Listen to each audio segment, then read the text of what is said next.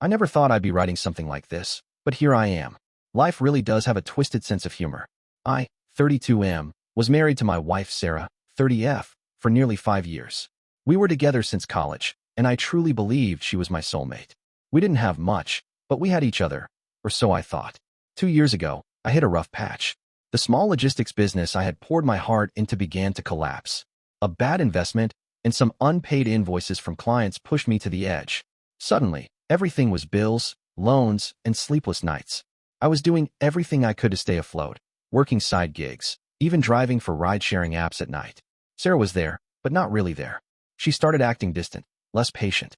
At first, I thought it was the stress affecting us both, but I didn't know the full story.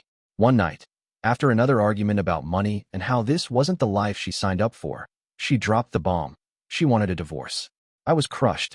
She didn't even try to fight for us. I begged her to give it more time, told her things would turn around, that we'd get through it like we always did. But she had already made up her mind. Within a couple of months, she had moved out. Shortly after, I found out through mutual friends that she was seeing someone new, a wealthy guy named Arjun, some tech entrepreneur 10 years older than her. I'd be lying if I said it didn't break me.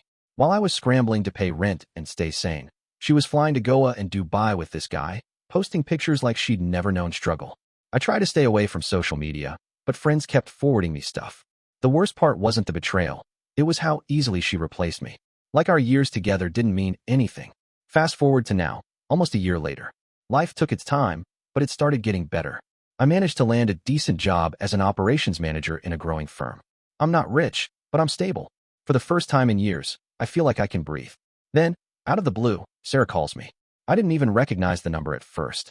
Her voice sounded different. Softer. Almost like she was scared. She told me Arjun had cheated on her. Multiple times. And when she confronted him, he dumped her. She's 5 months pregnant. Alone. Confused. And she says she misses me. Misses us. She's been calling me every few days now, wanting to meet. Saying she realizes what she lost. That she made a mistake. That the baby doesn't deserve to grow up without a father figure. That I was always her true love. I haven't agreed to meet her. I don't know what to think. How do you go from being left like garbage to being someone's safety net? How do I forgive someone who left me when I was at my lowest?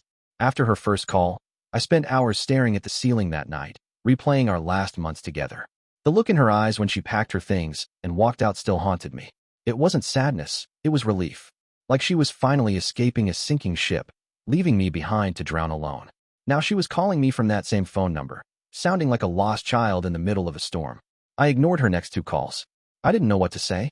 What could I say? But the third time, I picked up. I guess I just needed to hear it all from her mouth. We met at a quiet cafe, somewhere far from where anyone would recognize us. When she walked in, she didn't look like the same Sarah I once knew. There were bags under her eyes, her hair tied messily back, wearing no makeup. Her belly was starting to show. She looked tired and scared. I don't expect anything, she said before I could even get my coffee. I just wanted to say I'm sorry. For everything. I didn't respond. I let her talk. She told me how Arjun was exciting at first. He gave her everything I couldn't. Cars, luxury vacations, high-end dinners. But slowly, things started to shift. He was always busy, always traveling, and constantly texting other women. She ignored the signs at first, thinking maybe she was overreacting. But it got worse. He stopped hiding it. She caught him cheating. More than once. When she got pregnant, she thought it would bring them closer. Instead, it pushed him away. Last month, he told her flat out, "I never wanted a kid. That's your problem now." Then he packed his things and left. No apology. No support. No discussion. Just like that. I was wrong, she whispered, eyes brimming with tears. I left the only man who ever truly loved me. And I did it for the stupid idea of comfort and security. I made the biggest mistake of my life. I wanted to scream at her. To tell her how many nights I cried. How many days I dragged myself through work feeling like a failure. How broken she left me. But I couldn't. I just sat there. Silent. "I'm not asking you to take me back," she continued. "I know I don't deserve that. I don't know what to do. I'm scared to raise this baby alone. And there's no one else I trust." That last line hit hard. Because it was true. Her parents live in another city, and her relationship with them isn't great. Most of her friends vanished when the money stopped flowing. And now, she was alone. For real. But what about me? Where was my apology when I was broke and hopeless? Where was my second chance when I was begging her to stay? The truth is, a part of me still loves her. Or maybe I love who she used to be. But another part, maybe the wiser part, knows this isn't about love anymore. This is about trust. and I don't know if I can ever trust her again. The days after our meeting were emotionally brutal. I'd think I had made up my mind, and then I'd see an old photo of us or remember some memory from our earlier days. Back when love meant splitting one plate of biryani and walking for hours just to save a cab fare. She was my whole world once. And yet, she left me when that world started crumbling. My best friend Vikram, who saw me through my worst times, didn't mince his words when I told him what happened. Bro, don't even think about it, he said. She abandoned you when you needed her the most.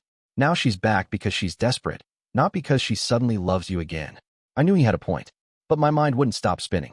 What if I said no, and she really had no one to help her? Was I going to let the baby suffer for her mistake? Wasn't that unfair? On the other hand, wasn't it unfair to me to be treated like the backup plan? Then something happened that gave me clarity. One evening, while picking up groceries, I saw a guy helping his heavily pregnant wife carry bags into their car. They were laughing about something, just living their normal, boring little life. And I realized, that's the kind of moment I had wanted with Sarah.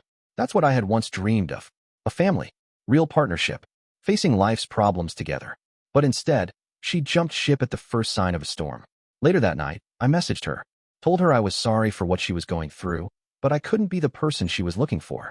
That I'd moved on in many ways, not just emotionally, but spiritually. I told her I hoped she found peace, and that the child deserved love and care, but it wouldn't be from me. She didn't reply immediately. A few days later, she sent a simple text. I understand.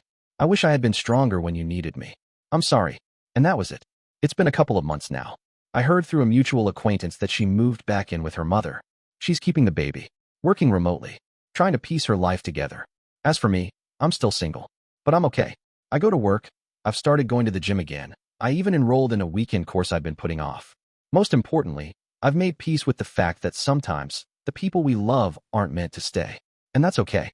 If there's one thing I've learned from all this, it's that love isn't just about flowers and smiles. It's about standing beside someone when everything falls apart. Sarah didn't do that for me. So no, I couldn't take her back.